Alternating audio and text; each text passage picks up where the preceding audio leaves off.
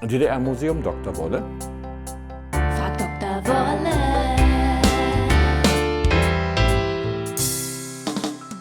Wir haben im DDR-Museum eine wirklich beachtliche Sammlung von Spielen aller Art. Das betrifft Brettspiele, aber auch Kartenspiele.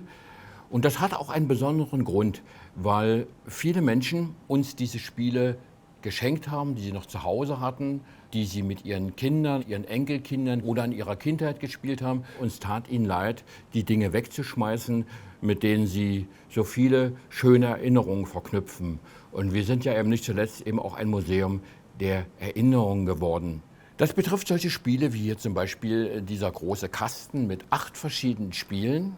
Da ist ein Schachbrett mit dabei für das Damespiel, Pferderennen, ein Halma-Spiel darf nicht fehlen, aber eben auch der große, unsterbliche Klassiker Mensch, ärger dich nicht. Das ist alles hier in diesem Set vereinigt. Wir haben hier ein schönes Laufspiel. Hier wird die Feuerwehr vorgestellt. Junge Pioniere sind hier dabei, einen Lehrgang zu machen über Feuerschutz. Hier wird auch gezeigt, was man alles nicht machen darf im Umgang mit offenem Feuer, mit Herden und so weiter.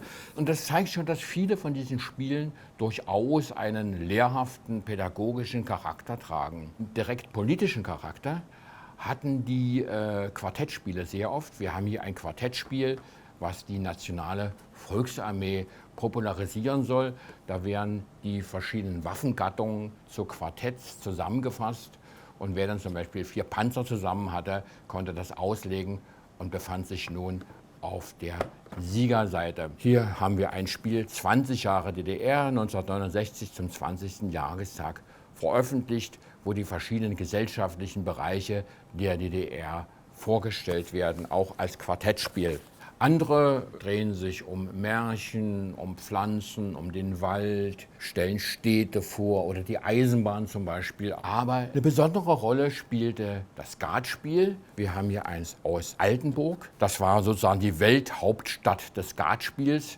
Und das Skatspiel war auch deswegen in der DDR so beliebt, weil es so als proletarisch galt. Also es war nicht ungewöhnlich, dass beim FDGB-Urlaub oder auch beim Betriebsfest ein Skatturnier veranstaltet wurde. Uns hatte auch niemand was dagegen, dass um ein paar Pfennige gespielt wurden. Das regelrechte Glücksspiel dagegen war wirklich verboten in der DDR. Wo es illegal geschah, wurde es dann eben auch juristisch verfolgt. Das hat es gelegentlich gegeben in Privatwohnungen. Was ganz und gar verpönt war regelrecht, jedenfalls ist es in der DDR nicht produziert worden, war Monopoly, weil es kapitalistisch war und bürgerlich. Und in der Tat hat ja der Kauf und Verkauf von Häusern und Straßen in der sozialistischen Gesellschaft nichts zu suchen.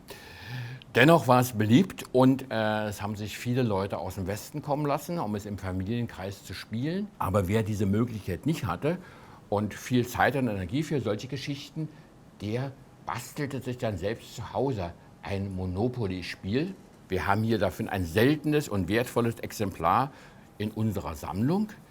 Das kann man hier sehen, das ist alles selbst gezeichnet für den eigenen Hausgebrauch und die Ereigniskarten und die Straßenkarten von allen Straßen und Objekten, die man dazu braucht. So konnte man sich schon im Sozialismus vorbereiten auf den Einzug der Marktwirtschaft, wo dann auch in der Realität viel Monopoly gespielt wurde.